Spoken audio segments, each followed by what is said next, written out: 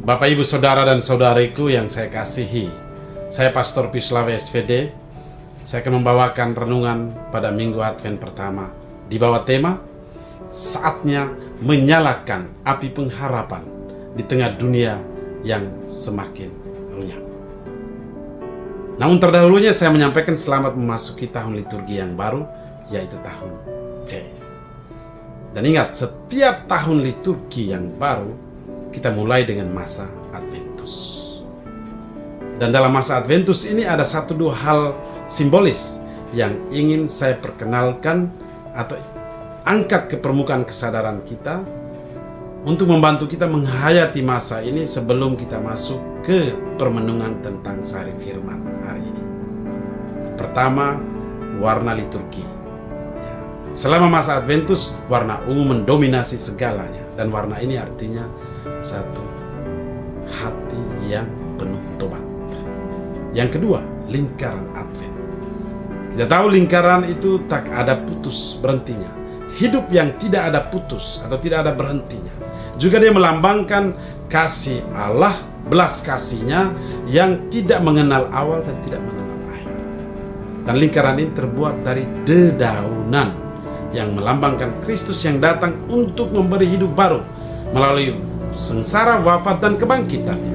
Dan dedaunan ini berwarna hijau yang artinya Yesus membawa pengharapan bagi kita. Seputar lingkaran ini ada 4 lilin, ya.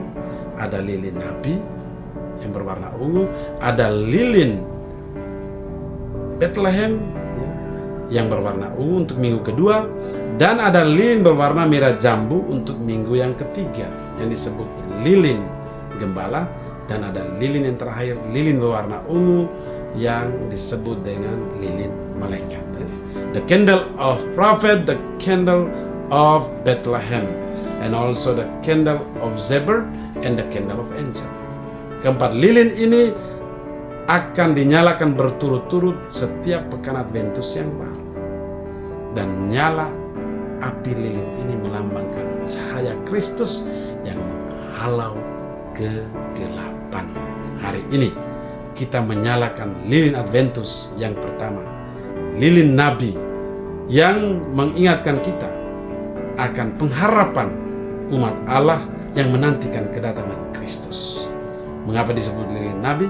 Ya, sekedar mengingatkan kita juga bahwa kedatangan Tuhan Yesus sudah diramalkan oleh para nabi, dibuatkan oleh mereka jauh sebelumnya. Baik saudara dan saudariku, berkaitan dengan lilin ungu pertama di atas dan maknanya, saya coba menghantar kita di bawah tema yang sudah saya sampaikan tadi untuk merenungkan sari firman Tuhan.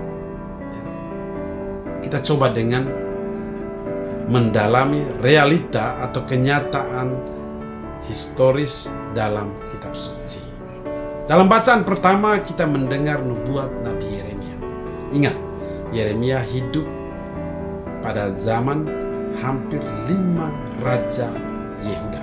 Dia hidup di selatan, kerajaan selatan, dan di sana dia sungguh fokus untuk mewartakan kebenaran. Dan dia fokus pada 2 hal. Pertama, dia menentang penyembahan berhala yang disebarkan oleh para nabi palsu.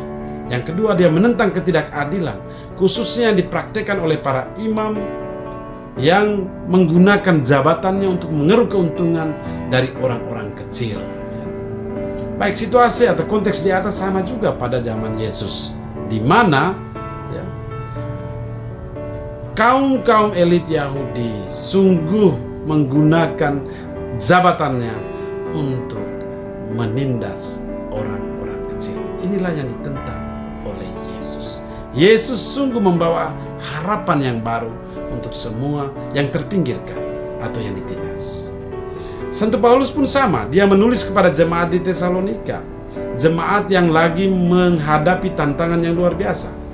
Tantangan apa? Ya, karena ada perpecahan, konflik antara orang Yahudi dalam jemaat ini. Dan Paulus menulis untuk memberi harapan yang baru bagi mereka agar mereka tidak putus asa, tetapi senantiasa berkanjang dalam iman untuk menantikan kedatangan Kristus yang kedua. Baik saudara dan saudari, Bagaimana dengan konteks kita? Konteks kita sekarang. Secara global, kita menghadapi ini.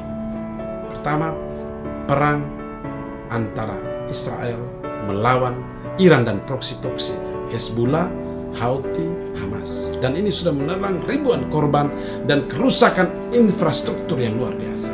Sama halnya dengan perang antara Rusia dan Ukraina. Kehancuran luar biasa. Korban berjatuhan juga dalam jumlah yang besar. Ini kenyataan pertama. Kenyataan yang kedua, kita menyaksikan dominasi kaum oligarki. Dan dominasi mereka ini lebih pada penguasaan proyek-proyek raksasa seperti pertambangan, food estate. Dan proyek-proyek ini merugikan orang-orang kecil dan lebih lagi merusakkan lingkungan. Kenyataan yang ketiga, ada degradasi nilai. Degradasi nilai-nilai kemanusiaan universal yang lebih dipengaruhi oleh karena apa? Karena modernitas yang sungguh didominasi oleh zaman yang semakin digital. Baik saudara dan saudariku, menghadapi kenyataan ini, mari kita coba refleksikan.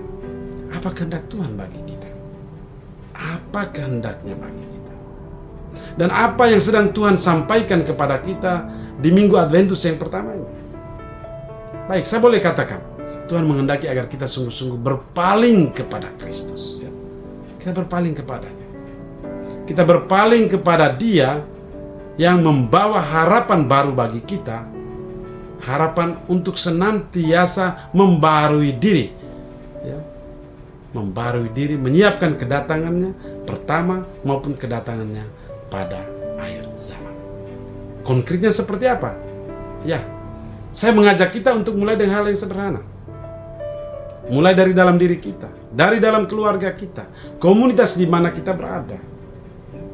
Kita mulai dengan mencintai sesama dengan tulus dan setia. Mencintai suami, mencintai istri, anak-anak, tetangga, rekan kerja, orang-orang yang menderita di sekeliling kita. Kita mulai dengan mengampuni. Mulai dengan mengampuni dengan tulus semua yang bersalah kepada kita. Kita mulai dengan cara berbagi dengan tulus apa yang kita punyai kepada orang-orang miskin yang menderita, baik di seputar lingkaran kehidupan kita maupun mereka yang ada di tempat jauh, di tempat pengungsian oleh karena bencana alam, oleh karena peperangan. Ingat, meskipun kita mulai dengan praktek-praktek cinta kasih yang sederhana, yang kecil, kita sesungguhnya sedang menyalakan lilin harapan dalam hati kita masing-masing untuk merayakan kedatangan Kristus ke dalam dunia maupun untuk menantikan kedatangan Dia yang kedua pada akhir zaman.